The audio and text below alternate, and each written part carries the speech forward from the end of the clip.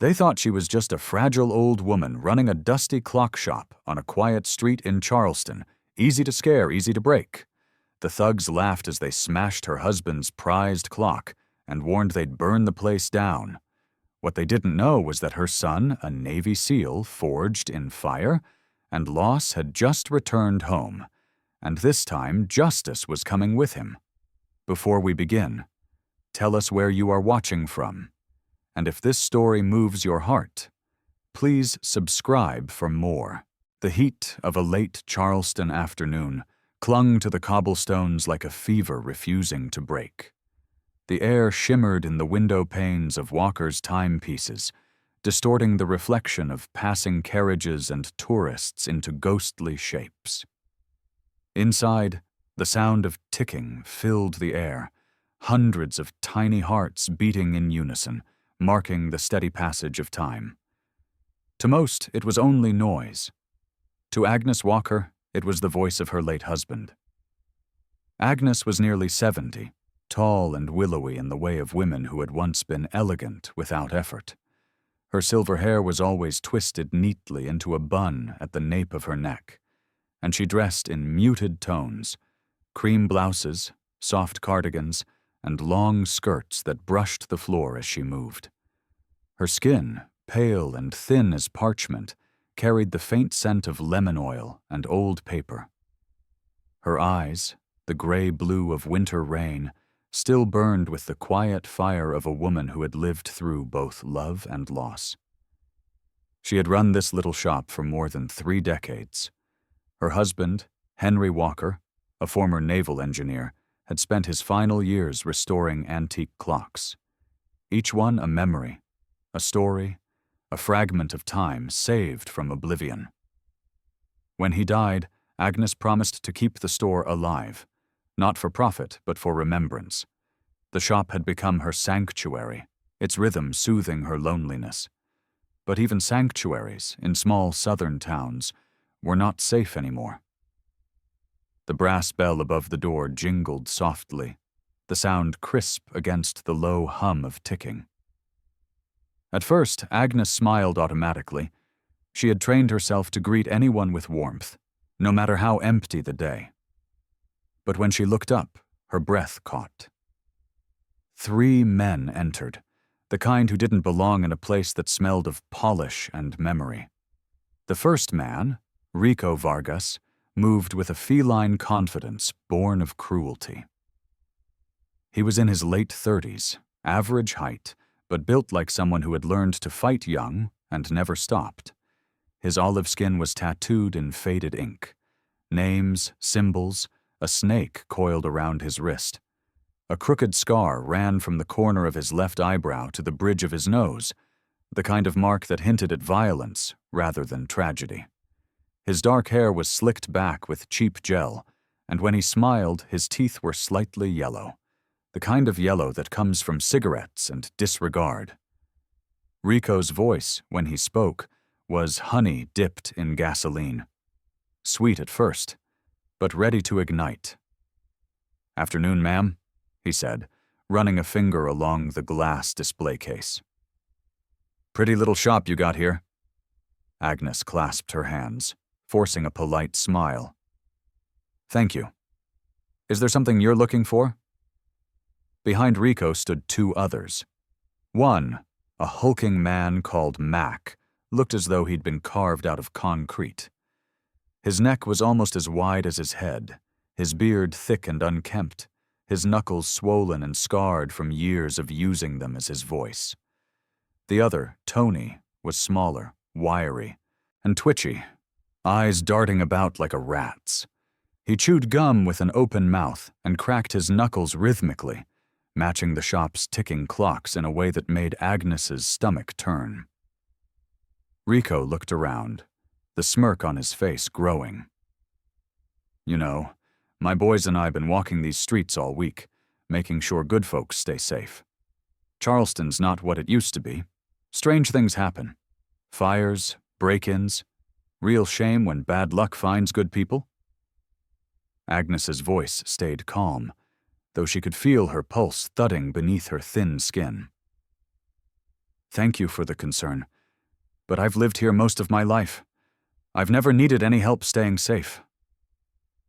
Rico chuckled softly, tapping on a grandfather clock near the door. The sound echoed hollowly. "Thing about safety, Mrs. Walker, is that it don't last long unless you pay to keep it." He turned, his smile vanishing as fast as it had appeared. $500 a month. That's what it costs to make sure no one forgets about your little shop here."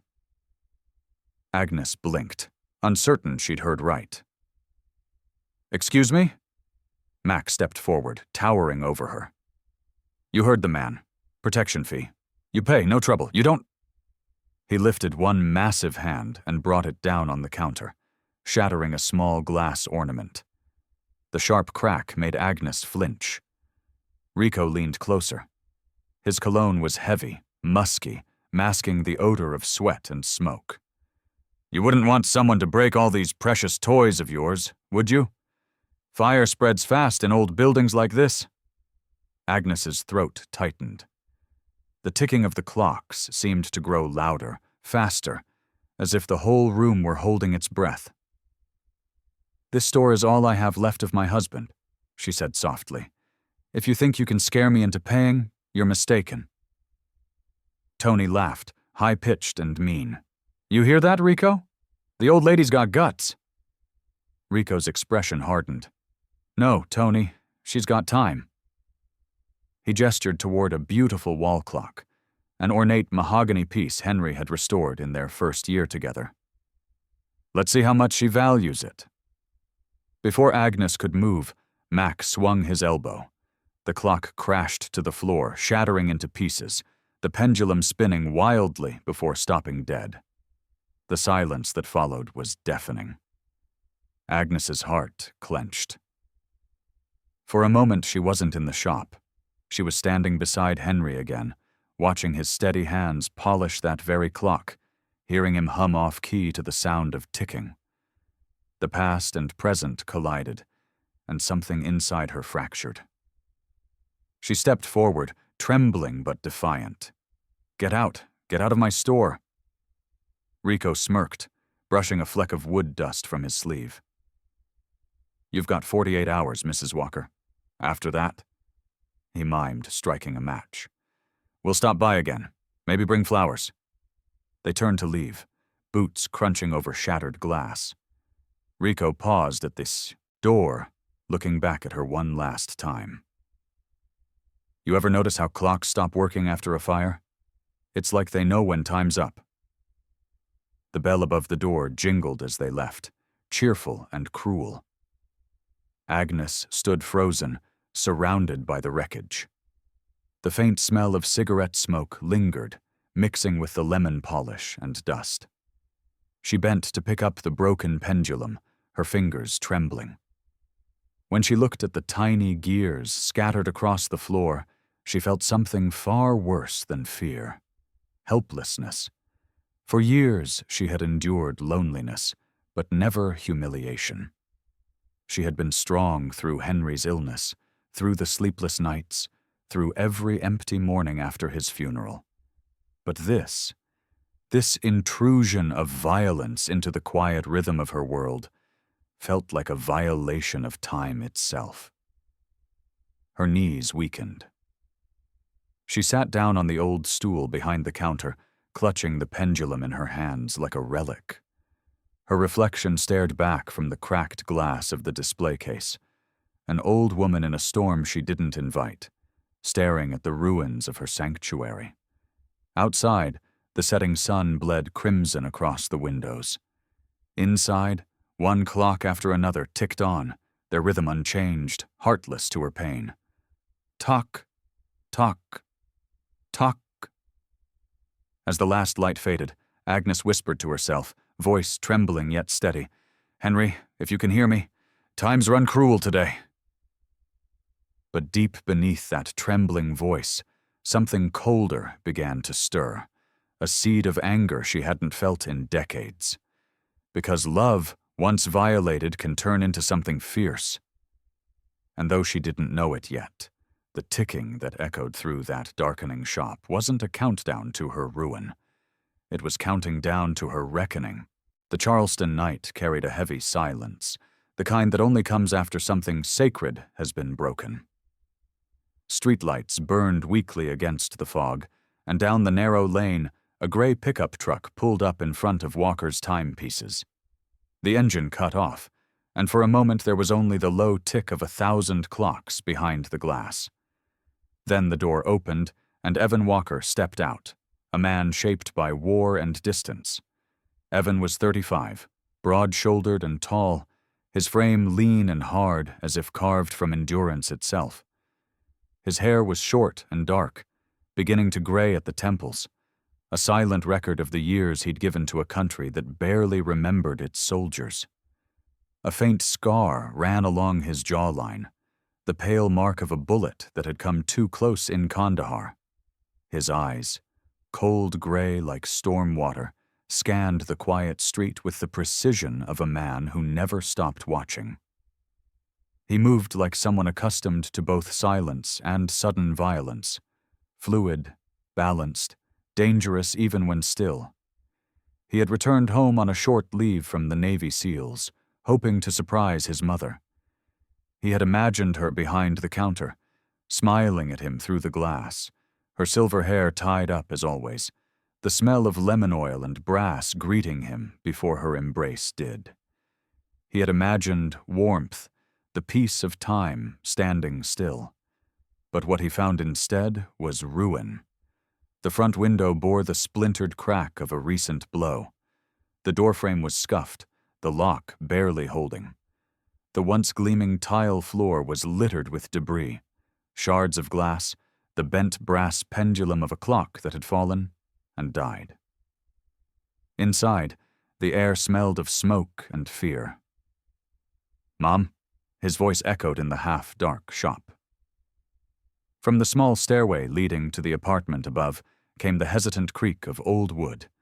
And then she appeared, Agnes Walker, her face pale, her frame smaller than he remembered. For an instant, relief flooded her eyes, and she smiled the way she always did when he came home from deployment. But as she reached him, Evan noticed the tremor in her hands. When he caught them, his fingers brushed a bruise, dark, finger-shaped, curling around her thin wrist like the ghost of violence. His voice dropped to a whisper, sharp and dangerous. "Who did this to you?" She tried to laugh it off, but her voice cracked. "It's nothing, Evan. I tripped. You know how clumsy I am." He raised his gaze to her eyes, the same pale blue as his, only now dulled by worry. "Mom," he said softly, "you don't bruise like that from a fall." For a heartbeat, the two simply looked at each other. Then she turned away, moving toward the counter, pretending to tidy the fragments scattered across it. "They came yesterday," she said finally. 3 men. They said the neighborhood isn't safe anymore. They wanted money, called it a protection fee. I told them no. They broke Henry's clock." Her voice faltered on his father's name. Evan's jaw clenched, and something behind his calm exterior cracked. He reached down, picking up the broken pendulum that lay where she had left it. It was cold in his palm. "Did you call the police?" Her bitter smile answered before her words did. "The police?" she said softly. "They don't protect people like me anymore. They work for them." Outside, a gust of wind rattled the loose sign above the shop. Evan set the pendulum on the counter carefully, his fingers steady, but his breath uneven. "What were their names?" "I heard one call the other Rico," Agnes said, her voice barely audible. "He had a scar near his eye. The others, I didn't want to look at them." Evan nodded once, the way a man does when he files a name away not for memory, but for vengeance. From the doorway behind him came a low, rumbling growl. A large German shepherd stepped into the light, his paws silent against the cracked floor. Rex was 7 years old, battle-trained and scarred across one ear, his coat a dark sable with streaks of silver down the back. His amber eyes were intelligent, alert, the eyes of a creature who had seen too much of human cruelty and still chose loyalty. Agnes's face softened when she saw the dog. "Oh, Rex," she whispered, kneeling slowly. The shepherd approached her with solemn gentleness, resting his heavy head on her lap. Evan's voice eased for the first time that night. "He made it through hell, Mom. He deserves peace as much as anyone." Agnes stroked the dog's head, feeling the tension in his muscles. "He's like you," she murmured. "Always guarding someone." Evan looked around the shop again. The walls bore the faint scuff marks of boots. The faint smell of cheap cologne and cigarettes lingered under the lemon oil. He saw where the shelf had been pushed over, where his father's collection once stood like a temple of memory. He thought of Rico's name, and something inside him turned cold, clinical, the same shift that came over him before missions overseas. He walked to the window, looking out at the street. The town was asleep, the soft hum of insects and distant traffic the only sounds. "How long have they been doing this?" he asked. "Months, I think," Agnes replied. "Not just to me, to everyone. The diner, the barber, even the church on Lincoln Avenue. People are afraid to talk. They say the police take their cut." Evan turned back to her, his voice calm but absolute. "They won't come here again." Agnes reached for his hand, her eyes pleading. "Evan, don't do anything foolish. These aren't the kind of men you can fight. They own this town." He smiled faintly, not out of arrogance, but certainty.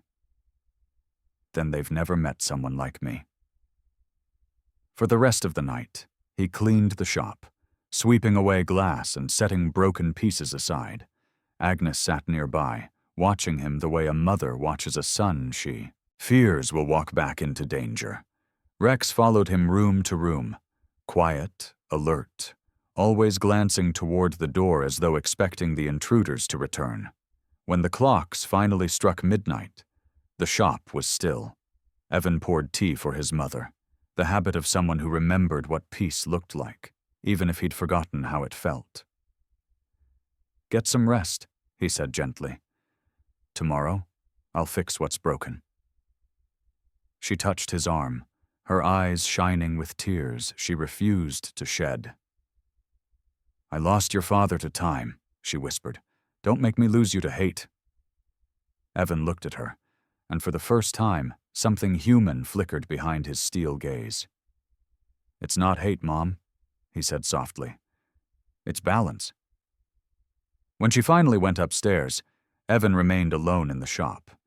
The air smelled faintly of polish and gunmetal, the scent of his cleaned rifle, now laid across the counter beside the broken clock. Rex sat at his feet, ears twitching at every sound from outside. Evan's hand rested on the rifle, his thumb brushing over the metal. The memories came unbidden, sandstorms, the ringing of gunfire, the sound of men's voices going quiet forever. He had learned long ago that peace doesn't come freely. It's bought with vigilance. He looked around the room, the shattered shelf, the darkened window, the bruise on his mother's wrist burned into his mind. He exhaled slowly, and in that breath a vow was forged. No one would hurt her again. The night deepened, and somewhere in the maze of streets beyond, a car engine rumbled, slow, deliberate. Rex's ears lifted. Evan's eyes met his, silent understanding passing between man and dog. "Not yet," he whispered. "But soon." Outside, the first light rain began to fall, tapping gently against the glass. Inside, the clocks kept ticking, unbothered by the storms men made. Morning in Charleston arrived like a bruise, gray and slow, with the taste of smoke still clinging to the air. Evan Walker stepped out from his mother's apartment above the clock shop, the faint scent of oil and brass following him into the damp streets. His boots pressed against the wet cobblestones, each step quiet but deliberate. The town was different now. He could feel it in the way people moved, hurried, heads down, eyes avoiding contact as if every corner might hide a threat. The French Quarter, once full of artists and antique dealers, had grown silent. A "For Lease" sign hung crooked on the old bakery.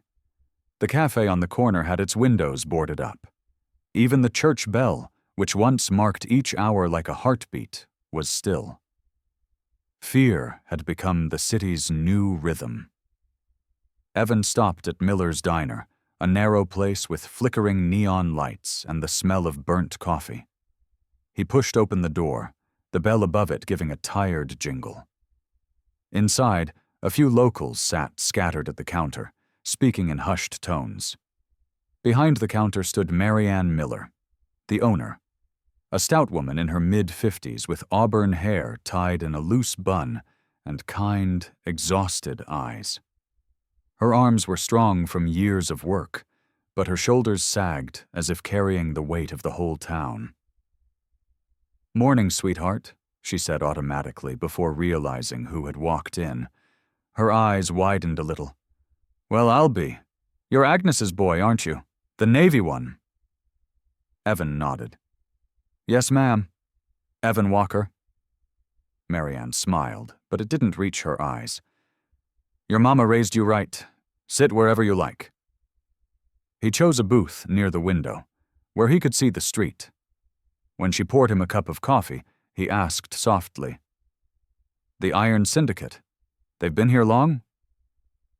The color drained from her face. Her hand froze halfway to the pot. The chatter in the diner stopped, replaced by the faint hum of the ceiling fan. Finally, Marianne set the pot down, her voice low. "You shouldn't say that name, not out loud. They've got ears everywhere." Evan didn't reply. He let the silence stretch until she sighed and sat opposite him, looking over her shoulder first. "It started maybe 2 years ago. First, it was just some toughs asking for protection money. Then came Rico and his men. Folks who said no got broken windows. Or worse, when the new police chief took office, we thought things would change. But they didn't." "Chief Donnelly," Evan said. Marianne's eyes flicked up sharply. "You know him?" "I've heard of him." She laughed bitterly. "Everyone has. He's in Silas Kane's pocket, same as half this town." That name, Silas Kane, hung heavy between them.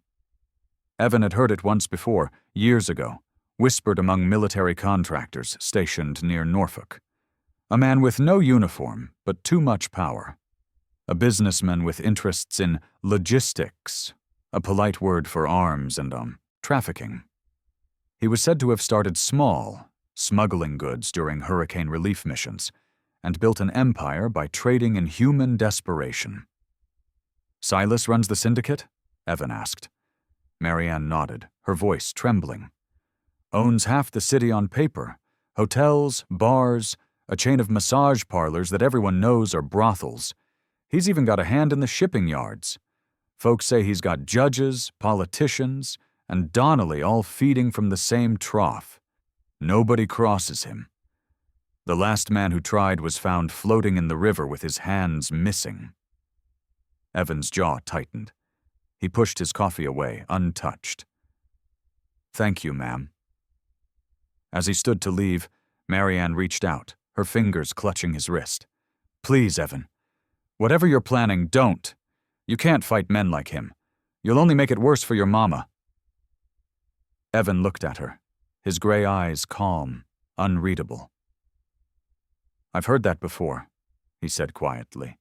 "In other towns. Other wars. It's never true." Outside, the rain had started again. Soft at first, then heavier, washing the dust and ash from the streets. Evan walked toward the waterfront, his hood drawn low. Rex padded beside him, the shepherd's coat slick and dark under the drizzle. The dog moved with the same deliberate grace as his master, scanning the alleys, tail low, every sense alive. They passed the police station. Through the glass doors, Evan saw Chief Donnelly himself, a broad man in his late 50s, his face ruddy from too much whiskey and sun. His thick mustache was trimmed with military precision, though his gut spoke of laziness rather than discipline. Donnelly had once served as a cop with pride, or so the town used to say. But after a scandal years ago, an unsolved shooting that took the life of a young officer, he'd changed. Fear and greed had done the rest. Evan watched as Donnelly laughed with two younger officers. Their uniforms looked sharp, but their eyes didn't. They were hollow men, trained to look away. Evan's gaze lingered until Donnelly noticed. Their eyes met through the glass, one cold and calculating, the other full of casual authority. Donnelly frowned, clearly recognizing him. Then, with a slow smirk, the chief turned his back. That was all the confirmation Evan needed. By afternoon, he had visited 3 more shops, all with the same story: small business owners forced to pay fees for protection that never came. At Henderson's Hardware, the old owner, Walter Henderson, a stooped man in his 70s with shaky hands, showed him a ledger of payments marked only with an X. "If you don't pay," he whispered, "they come at night. Cut your power, slash your tires, set fire to your stock. Nobody calls the cops because the cops are them." Evan left the shop and sat in his truck, jotting notes into a small, weathered notebook. He listed names, locations, payment amounts, and dates. Patterns of fear that mapped across the entire town, like a cancer. He photographed receipts, license plates, and faces with his phone. Rex watched from the passenger seat, panting quietly, eyes bright. As dusk fell, the clouds split, letting in a smear of crimson light. Evan drove toward the riverfront, where the syndicate's presence was said to be strongest. There, among the warehouses, he found Kane Logistics, a sleek glass building surrounded by armed guards in black suits. The logo, a silver K, gleamed above the door like a signature of ownership. He parked 2 blocks away and watched through binoculars. Men moved with military precision, loading crates into unmarked trucks. A woman in a white coat supervised the loading, a striking figure, mid-30s, tall and angular, her black hair pulled into a severe ponytail.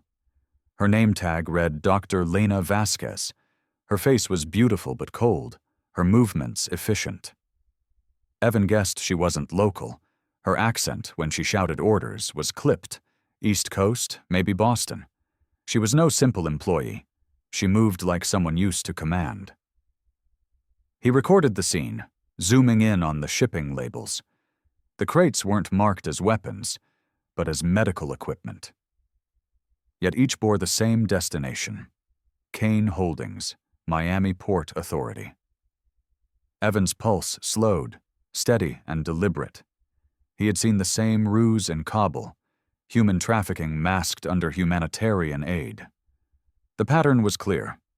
Silas Kane wasn't just running protection rackets. He was moving people and weapons through Charleston. As night fell, Evan and Rex slipped away, silent as ghosts. Back at the shop, he uploaded the footage to a secure drive. Then, for the first time in years, he made a call, not to the Navy, but to an old friend. "Marcus Vance," answered a rough voice on the line, a man once in Evan's SEAL team, now an FBI field agent. Marcus was in his late 30s, broad-shouldered, with a voice like gravel and a habit of never laughing. He had lost his younger brother to a corrupt cop 10 years ago, and ever since, justice had been his only religion. "Marcus," Evan said, his tone low, controlled. "It's me. I've found something in Charleston. A man named Silas Kane. I need eyes on him." There was silence, then a sigh. "You're supposed to be on leave, Walker." "Yeah," Evan said. "Guess I'm not very good at resting." Marcus grunted. "Send what you have. I'll run it quiet." Evan looked out the window at the dark street below, where shadows moved between street lamps. "Be ready," he said. This town's under siege." When the call ended, he sat in silence. The clocks around him ticked steadily, their rhythm unchanged, indifferent to the danger pressing closer. Rex lay beside him, head resting on his paws, eyes half closed but awake. Evan whispered, almost to himself, "They think they own this place. They've forgotten something. Some of us don't scare easy." Outside, thunder rolled over the rooftops. Inside, the ticking went on, relentless, counting down to war. The night smelled of rain and old lemon oil, a thin sheet of moisture glossing the cobbles as if the town itself were crying. Evan had not slept. He had rehearsed the smallest movements over and over, where to stand, how to funnel 3 men through a narrow aisle, how to make a dog seem like an unseen ghost until the precise second to strike.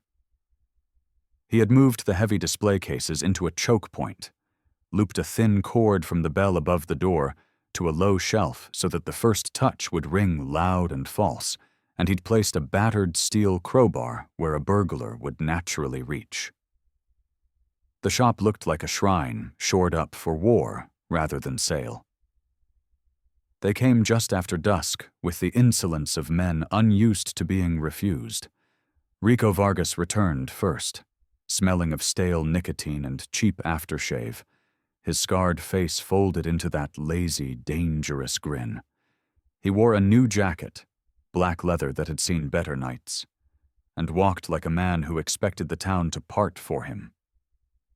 Behind him Mac lurched, shoulders broad as a doorway, beard thick and knotted with the grime of hard living. His face was a permanent scowl you could read like a warning label. Tony slithered in last, thin, restless, with a twitch in his jaw and yellow teeth that flashed when he smiled.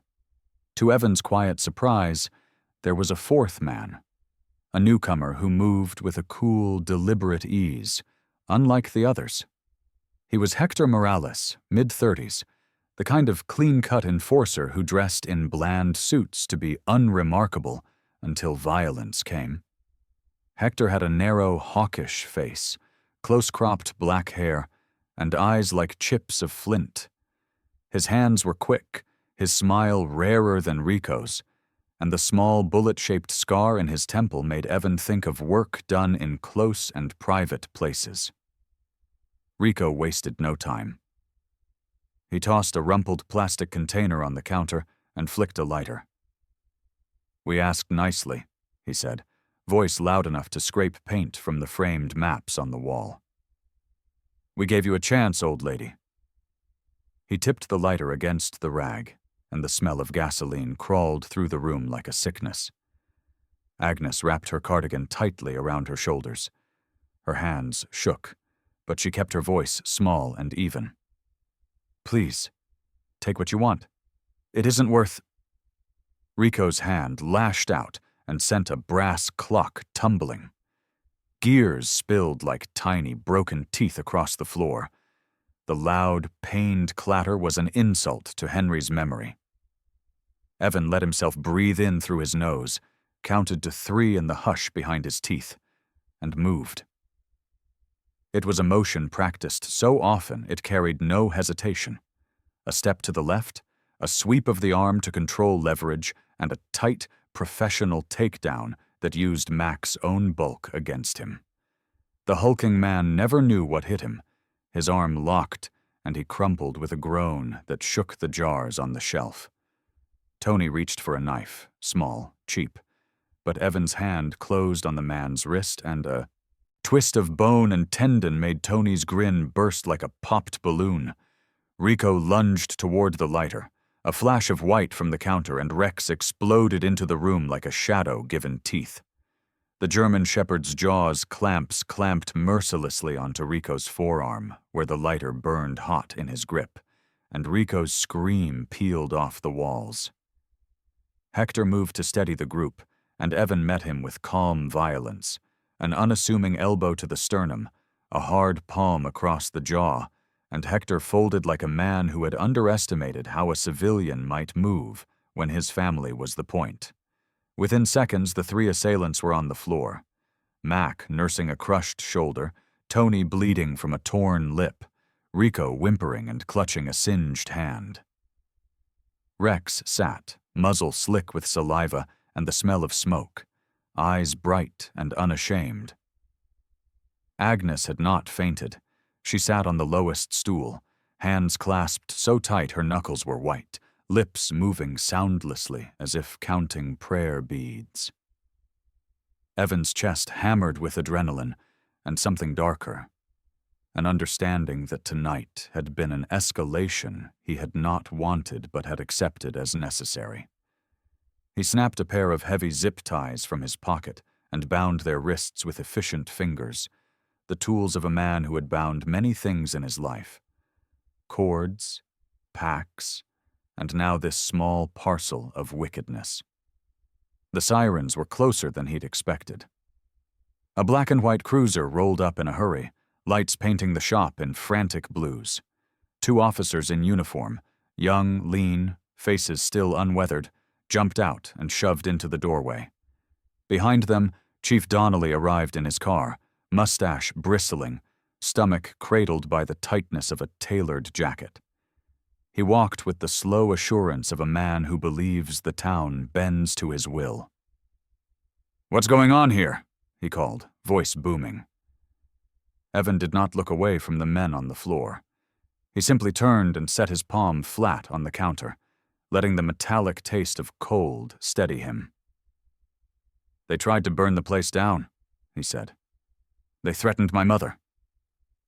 Donnelly's eyebrows furrowed. Too slow, too careful, and his eyes flicked once to Rico's face as Agnes whispered their names. The chief's expression smoothed, and a practiced smile took the place of concern. Now, Donnelly said. "Seems like a dispute. We'll take statements in the morning."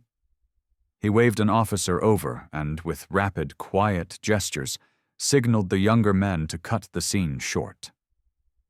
Evan watched as the officers, faces polite and blank, moved the 3 stumbling thugs to the cruiser. The younger officers muttered about paperwork. The chief talked about calm. Rico was cuffed and led to the car. Hector rubbed his temple and limped. Mac swore softly. The cruiser drove off into the night, a dull promise of justice that echoed nothing at all. Agnes's breath came in shallow sobs. "They'll be back," she whispered, voice frayed. Evan knelt, his face level with hers for the first time in the night, and in that small space he was simply a son, and she merely his mother. No rank, no uniform, no protocol. He touched her bruised wrist gently, feeling the soft give of old bone and tender skin. "They will," he said, voice a low wire of cold. "Next time, I won't wait for them to come through the door." He looked up, eyes steely, and met Donnelly's in the doorway. For a sliver of a moment their gazes locked. One professional, and carrying a history of compromise, the other carrying a patient readiness to undo what had been done. Donnelly smiled that same placating smile and backed toward his car as if nothing had happened. When the officers left, the shop felt immense and small at once, the broken clocks like scattered ribs, the air thick with smoke and the metallic tang of adrenaline. Evan gathered the disassembled parts, lining broken gears into a careful row like tiny soldiers, then set about cleaning. He worked silently while Rex sat at his feet, guarding the door as if the night beyond were a tide threatening to break. Agnes watched him, a grief and pride so overwhelming it left her breathless. She kept repeating, the way a person repeats a line of scripture. "I don't want you to be angry, Evan. I don't want your life to be—" He finished it for her softly. "A replacement for what we once had." "I know." He covered the shattered pendulum with a cloth and placed it on the highest shelf, where the light barely touched it. Outside, the rain began to fall harder, drumming a steady, cleansing rhythm on the awning. Inside, the clocks kept time, indifferent to wounds and promises. Evan sat for a long time after they'd locked the door and double-checked every latch, feeling the moment stretch and shrink with the patient cruelty of the ticking. He had bought tonight's quiet with force. He had also exposed the town's thin veneer of protection. He understood as clearly as he ever had that violence had a price, and that the next turn would demand more than zip ties and bravado. But he was no longer willing to let fear govern his mother's life. He wrapped Agnes's hand in his, feeling for a pulse that was strong and stubborn, and whispered, not as a soldier, but as a son, "Rest now. I'll be the one to meet them next time." They left the shop with a single lamp lit in the front window. The light winked like a beacon and a warning at once. The town slept under its uneasy breath. Somewhere down the street, a dog barked once and died away.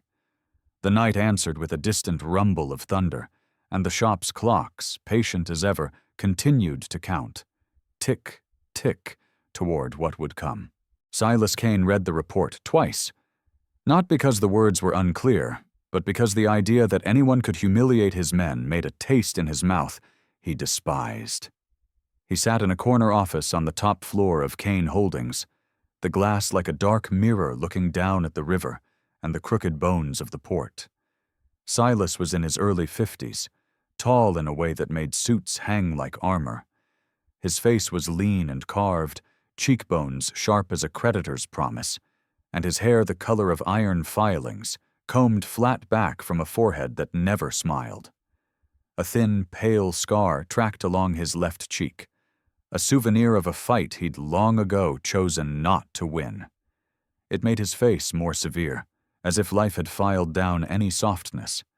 He moved with economy, no wasted gestures, and spoke in a voice that sounded like negotiation folded into threat. Years of consolidating favors, buying silence, and making kindnesses that always required a return had taught him how to buy loyalty. What he could not buy, he broke.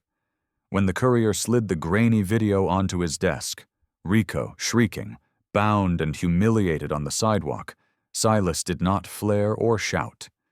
He set the tablet down, focused on something smaller, the grainy face of the man who had controlled the humiliation, the son of the shopkeeper. He pinched the bridge of his nose, and, for the first time in a long while, Silas felt the precise, cold calculation of a man whose world had been nicked. "Erase them," he said simply into the phone. "Make an example of the shop. Make it hurt where it will be seen." He did not say the words loud. His orders were paid for in whispers. Across town, Evan had not been idle. The night after the brawl, while the town slumped back into fear, he sat in the dim light of Miller's apartment and played the footage he'd taken from the riverfront. Crates, men with gloves, shipping labels. He downloaded logs, cross-referenced company names, and traced a thin trail of wire transfers through shell companies. When he traced one pattern that led to offshore accounts and a chain of luxury hotels, his pulse tightened the way a solider's does when a plan clears into purpose. He called the single contact he trusted beyond his mother, Agent Cole. Agent Cole was a different breed of federal man. Late 40s, salt and pepper close-cropped hair, lean like a man who ran rather than walked. His face carried the map of a career that had taken him through courtrooms and scenes the press never quite sniffed out. His jaw was squared by years of saying no to comfortable choices. He had been an FBI field agent for 2 decades, once a prosecutor before the Bureau had pulled him into cases too ugly for the normal channels. Cole wore practicality like a uniform, a simple dark jacket, a worn leather satchel, and a habit of looking at a person as if weighing whether the truth could be trusted. He answered Evan on the 3rd ring. "Send it," Cole said once he'd heard the outline. No pleasantries, no moralizing, just the slow readiness of someone whose life was built to step into danger disguised as paperwork. Evan uploaded the drive to a secure server, and then, in a move that felt part ritual and part necessity, He walked the routes again. Back alleys, the diner, the hardware store, speaking softly to faces that flinched at the sound of his name and tightening the loose thread of the town's story into a rope. Cole moved quickly, quietly. He asked for what he needed. Copies of receipts, the make and model of a van, a ledger photographed under a napkin at Henderson's Hardware. He cross-checked what Evan had with what he could pull from the bureau. Watch lists, flagged accounts, the thin paper trail of money laundered through hotels and fake charitable foundations. The ledger lines that looked like dust suddenly congealed into shapes. A hotel in Savannah, registered to Kane Hospitality LLC, showed a pattern. Bulk cash deposits, invoices to companies that did not appear to exist beyond post office boxes. A shipment marked medical supplies moved the same week as an unmarked crate forwarded to a port with weak oversight. But Cole also warned patience. "You're not alone here," he said. "You don't run into the syndicate alone. You do this wrong and you give them a corner to cut you off in." His voice was not caution born of fear, but of experience. He knew how long these fights took and how easily a spark could turn into a conflagration you'd regret lighting. Evan understood the warning and let it sit like a weight. He had not expected the Bureau to rush in like cavalry. He had expected careful, surgical pressure. They set up an archive, interviews recorded safely, photos time-stamped, bank transfers copied. Evan found himself trading in a new language: account numbers, shell corporations, service invoices that hid different cargoes. The more he dug, the uglier the architecture of Silas's business became. A web of hospitality businesses, shipping firms, and consulting companies that funneled money and obscured bodies. He noted the names that kept resurfacing: Kane Logistics, Kane Hospitality, a laundry of invoices that paid for labor and bought silence. He photographed them, cataloged entries on a ledger that would one day be court evidence, rather than a frightened man's notes. During one late-night meeting in a parked car behind Miller's timepieces, Cole slid a manila envelope across the seat. Inside was a witness list, people Cole felt could be persuaded to tell truths they had been paid to bury. "We'll have to flip someone," Cole said. "Somebody on the inside, low enough to be replaceable but high enough to be useful. They keep men in place with money and fear. We remove the money chain, and some men will listen." He tapped the photo of a woman, the hotel night manager at one of the Kane properties. Her name, Carla Bennington, early 30s, short-cropped sandy hair, eyes schooled by long nights, and a mouth that had learned to say yes. She'd been seen entering the warehouses on nights that matched shipments. Cole's tone was flat. He wanted Evan to know this was not the theater of one man's vengeance. It was a patient legal appeal. But Silas's reaction to sensation was not patience. Within days of the upload and the secure transmissions, someone lit the first tiny flame. An arsonist's match set in a dumpster beside the Oak Street Bakery, a wafer of blaze meant to test the town's reaction. The bakery burned for a night. The owner, a man named Jimmy Lowe, lost stock and sleep. He was a small, ruddy man of 50 with a laugh that used to fill the block. By morning his eyes were hollow, and he was talking about moving away. The message was clear. The syndicate could hurt anyone who challenged the flow of its money. In the quiet that followed, the town seemed to inhale as one. People cross-checked stories at grocery counters and shuttered their windows a little earlier. Evan and Cole built a dossier fat enough to make a judge's eyebrows raise. Still, they both knew the real question was timing. Evan's mother was living on the wrong side of that ledger. The shop a physical ledger of time itself, and he knew if the syndicate chose to break it, they would. He slept less and listened more. Rex would sometimes rest his head on Evan's thigh and look up as if asking permission for violence withheld. Evan would pat the dog's head and whisper, "Soon." The chapter closed on the town holding its breath. Silas sipped his coffee in an office that overlooked an empire, and across the water a man who had come back from deserts and gunfire gathered accounts and witnesses in the hope of cleaning the place that had been his mother's life. The air between them was a taut wire. The first domino had fallen. The question was whether it would topple a few corrupt men or shake the entire pier. Smoke smelled like iron and old paper as the first match sparked in the dumpster behind Oak Street, a small lantern of heat that the wind, hungry and obliging, fed into a roaring ladder of orange. Evan heard it before the sirens, the thin snap of flame finding cardboard, the distant crack of something lighter catching. He was awake already, listening to the shop breathe, the clocks ticking like quiet witnesses. For a moment, he let himself imagine Henry's hands moving with patient care across a faceplate, the same steady patience that had once steadied a life. Then he shoved the image down and moved. He had never believed in miracles, only preparation.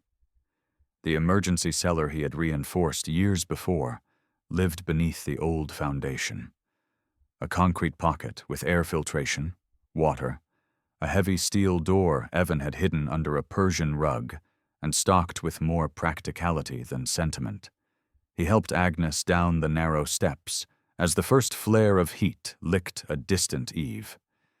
Agnes, small as a sparrow and wrapped in layers of shawl, moved with the hesitant courage of someone who had learned to hide grief under politeness. Her skin had gone the thin pale of paper. Her hands trembled, but they were deliberate as she clutched Rex's fur.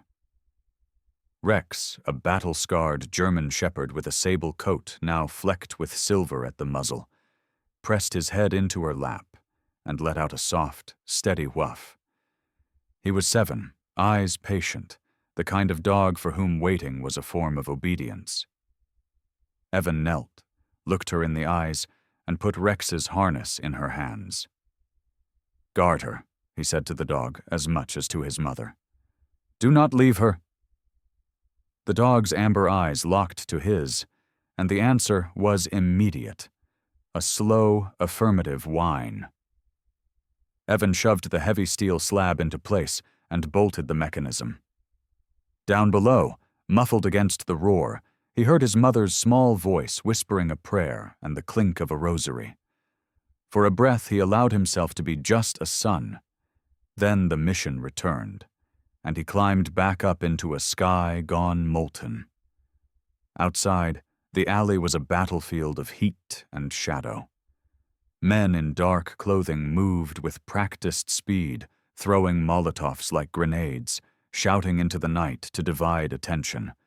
The air was thick with smoke and a sugar-sweet chemical that made your eyes water and your thoughts thin. Evan moved like a shadow through it, the training in him a second skin that made fear small and manageable. He had a simple plan: isolate, disable, and extract what mattered. People, not property. He threaded across the gutted roof of the bakery, rolling into an eave to avoid the searchlights that had begun to sweep the street. He watched a pair of men, 2 of Silas's crew, dig through the front display, looking for valuables. One of them, a lanky arsonist with a tattoo curling like smoke up his forearm, flicked another match toward the dry paper stacked nearby. Evan closed the distance in 2 quiet bounds, dropped into a grappling rap that left the man coughing on his own breath and the match snuffed in his palm. The other went for a radio.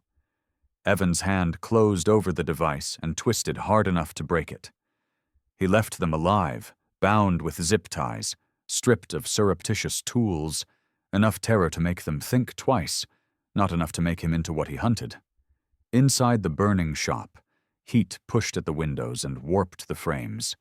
Flames gnawed at the antique shelves like hungry things, turning varnish into smoke. The clock faces contorted in the heat, their glass sweating and beads of melted metal sliding in slow, molten tears. Yet amid that chaos, Evan was methodical. He moved through pockets of smoke, using thermal flashes in the dark to find men who thought the flames were their camouflage. He neutralized them with pressure points, with a throw that abandoned brute force for leverage, with soft, ugly hands that knew how to make a man stop fighting without breaking him. Each takedown was quick, surgical. He did it for his mother, for Henry's memory, for the town that had become afraid to speak his name. Above him, from the street, came the sound of too many boots, shouts in radio speak and a dry, efficient voice that cut like a blade. Agent Cole arrived with coordinated force, the FBI mark on his jacket catching the orange light. He was not alone. A black armored van rolled to the curb, and men in heavy kit spilled out, thin helmets, visors up, faces set like chiseled stone. Leading them was Captain Elena Ruiz, a SWAT commander whose reputation preceded her. Elena was in her early 40s, compact and fiercely built, skin the color of sun-warmed earth, hair braided tight at the nape of her neck. Her face carried the map of decisions made in smoke. An old burn along the backside of her right hand she covered with a glove always, a small reminder of the first operation that taught her fire was not just a hazard, but a weapon. She moved with no grace wasted. When she spoke, people listened because she'd once been where they were now.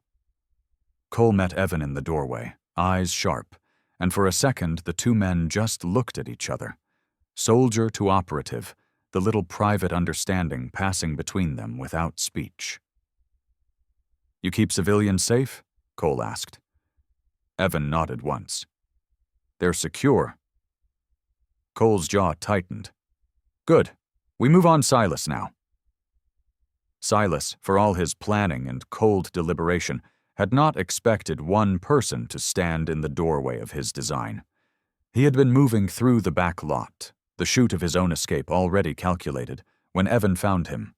Black suit darkened by ash, face trim as a gravestone, the carved cheek catching the firelight like a blade. Silas's eyes flickered to the nearest exit, and then back to the man who had become his answer. "You don't know what you're doing," Silas said, voice a stone. "You interfere with things. Larger than your street." Evan did not answer, with words.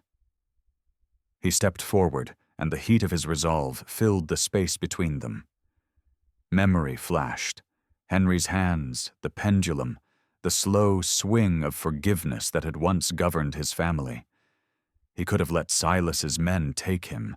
He could have let the law, such law as the town still pretended to have, slouch toward justice. But tonight was not for waiting. He grabbed Silas by the collar with a grip that matched the force of his oath. Protect first, ask later. "You burned my mother's history," he said quietly, a promise sharpened into steel. "Now I will burn everything that made you think you owned it." The street pulsed with the arrival of more uniforms, Cole's men and Captain Ruiz's team moving in like a tide. Cameras on flashlights cut through the smoke and found Silas's men sprawled and cuffed. A squad pried at the back exit where Silas had meant to vanish. Donnelly, seeing his patron's plan collapse, tried to step forward in a fury, thick-mustached, face red, a man who had once been an authority now revealed as a craven, only to be stopped by a pair of agents who had a recording of his earlier handoff. An envelope, a briefcase, a flash of bills. Bodycam footage played later would show the chief's fingers closing around currency and the same fingers accepting an order. Cole's voice over the air was calm and precise. "Chief Donnelly, you're under arrest for corruption and obstruction." Donnelly's protest dissolved into the hiss of the night's water as agents moved in. Amid the blaze, Evan felt nothing like triumph. He felt a long, ragged release and a hollow where rage had lived. He handed Silas over to Agent Cole, watching the man's face as the legal restraints took hold. "You'll answer in court for what you did," Cole said, speaking as one who had constructed the net.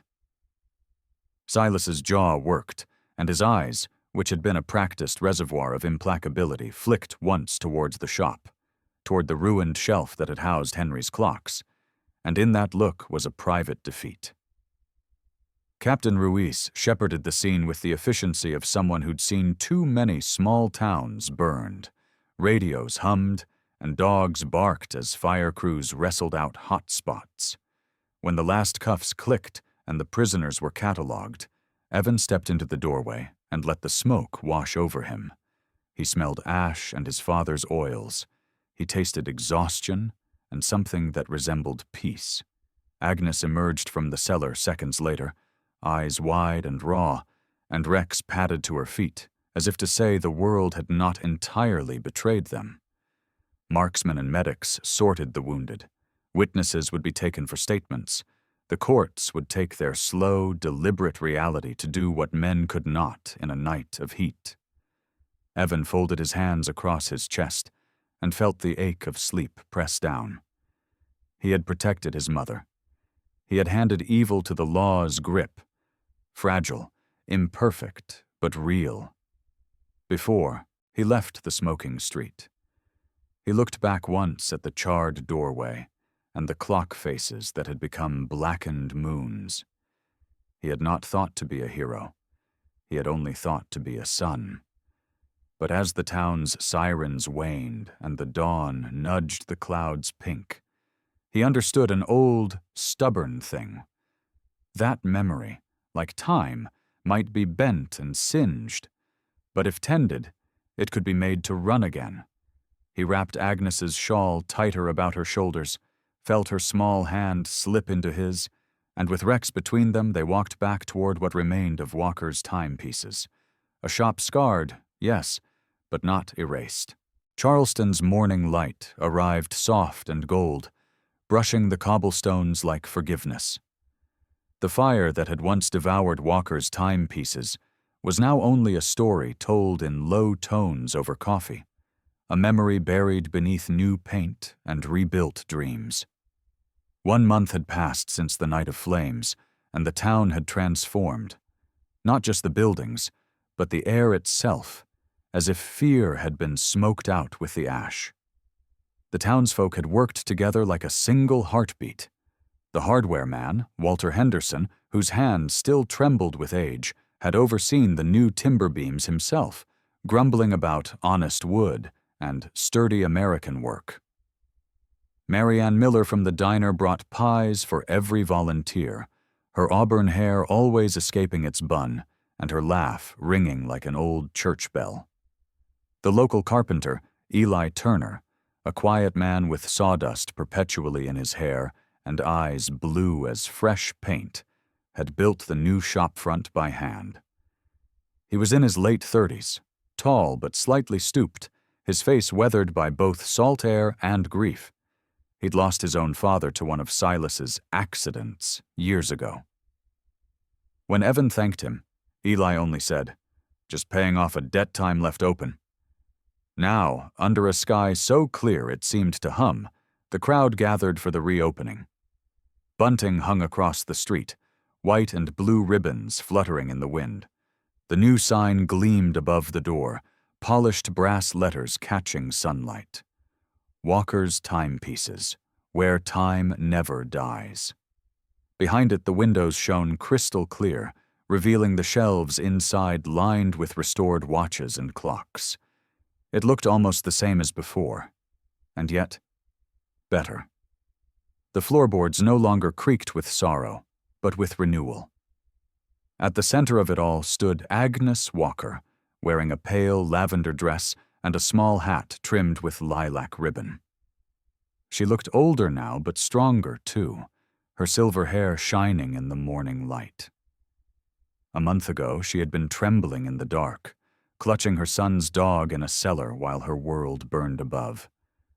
Today, her hands were steady as she held the ceremonial scissors. Her eyes glistened when she looked at her son standing just beyond the crowd. Evan, dressed in his Navy uniform, dark blue coat perfectly pressed, medals glinting, stood tall, though there was something quieter in his face now. The battlefield inside him had cooled, replaced by the calm of a man who had found purpose again. Beside him sat Rex, tail sweeping the ground in slow, contented arcs, his sable coat brushed clean and his ears twitching at every cheer. "Ready, Mom?" Evan asked softly, stepping forward. His voice carried warmth that the town hadn't heard in weeks. Agnes smiled, her lips trembling. "I've been ready for 40 years, she said, the crowd chuckling warmly. Then, with a snip, the red ribbon fell away, fluttering to the street like a thread of the past released. The crowd erupted into applause. Walter wiped his eyes, discreetly with a handkerchief. Marianne shouted, "About time, Miss Agnes," from the back, earning laughter from everyone around. Inside, the air was cool and filled with the scent of lemon oil and polished oak. Every surface gleamed. Agnes walked slowly to the center of the room, her gaze drawn to the pendulum clock that dominated the far wall. It was the same one that had been shattered that terrible night. Henry's clock, the masterpiece her husband had built with his own hands. Evan had spent nights repairing it, salvaging the mechanism piece by piece, polishing the brass weights until they reflected firelight no more. Now, as she stood before it, the pendulum began to swing again. Slow, steady, perfect. Tick, tock, tick, tock. The crowd fell silent at the sound. Agnes reached out and touched the frame, her fingers trembling as if afraid it might disappear. Then she turned to her son. "You brought back more than time," she whispered, her voice breaking. "You brought back peace." Evan swallowed hard, his throat tight. "No, Mom," he said. "You did. You never stopped believing this place mattered." Agent Cole stood near the back, arms folded, wearing his ever-present dark jacket and the same unreadable half-smile. His hair looked more silver than before, his posture slightly softer. He nodded at Evan as their eyes met, a quiet acknowledgement between men who had seen too much and learned that sometimes justice needed patience. Beside him stood Captain Elena Ruiz, out of uniform now, dressed in a simple white blouse and jeans, her burn-scarred hand tucked in her pocket. She was talking to Marcus Vance, the FBI agent and Evan's old friend, who had flown down for the ceremony. Marcus was broad-shouldered and serious as always, but there was a spark of humor in his eyes now. "You think he'll ever sit still?" Ruiz asked him. Marcus chuckled. "Not a chance. Still, maybe he'll let time do the fighting for once." The ceremony turned into a small celebration. Children ran between tables. Someone brought out a guitar. Laughter filled the air where sirens once had. Agnes served tea and cookies like a queen presiding over her court. Walter told the same story 3 times about how his grandfather had bought his first watch from Henry Walker back in 1958. And nobody minded hearing it again. Even Rex enjoyed the attention, accepting gentle pats and bits of bread, tail thumping like a drumbeat of contentment. As the crowd began to thin, Evan stepped outside. The morning had brightened into full day. The river beyond the rooftops caught the light and sent it shimmering across the city.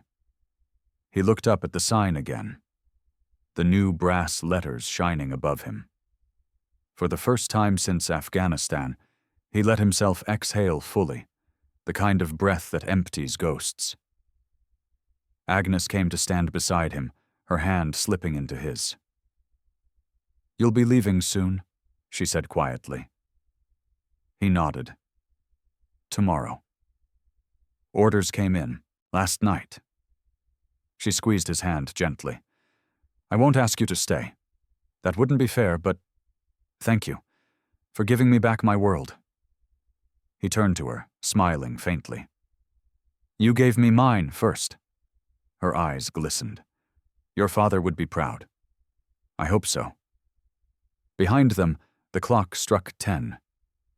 The sound rolled through the street, clear, clean, like a promise kept. People stopped to listen, heads tilting instinctively toward the music of it. Even those who hadn't known Henry Walker felt something in that sound. Something older than loss, stronger than fire. Evan knelt to pat Rex, who looked up at him with knowing eyes. "You ready, buddy?" The dog gave a soft bark, tail brushing against the street. Evan chuckled. "Yeah, me too."